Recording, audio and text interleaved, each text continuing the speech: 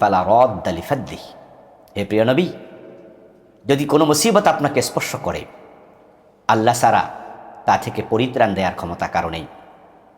আর যদি আপনাকে কোনো কল্যাণ আমি দিতে চাই, কোনো কল্যাণ আপনাকে স্পর্শ করে, সেটা ফিরানোর ক্ষমতা দুনিয়ার কারো নেই। তা আপনি বিপদ মুসিবত দেখে হতাশ হবেন কেন? দুশ্চিন্তাগ্রস্ত কেন বেশি হবেন? দরকার নেই তো। আল্লাহর উপর ভরসা করুন। কোরআন মাজিদে আছে ওয়ান ইয়াতাওয়াক্কাল আলাল্লাহি ফাহুয়া হাসবুহ। যে আল্লাহর উপর ভরসা করে, তাওয়াক্কুল করে, আল্লাহ তার জন্য যথেষ্ট হয়ে যায়।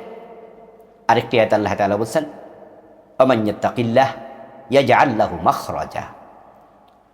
যে ব্যক্তি আল্লাহকে ভয় করে, যে আল্লাহর উপর বিশ্বাস রেখে জীবন চালায়, তার বিপদ মুসিবতে উত্তরণের পথ আল্লাহ নিজে বের করে দেন।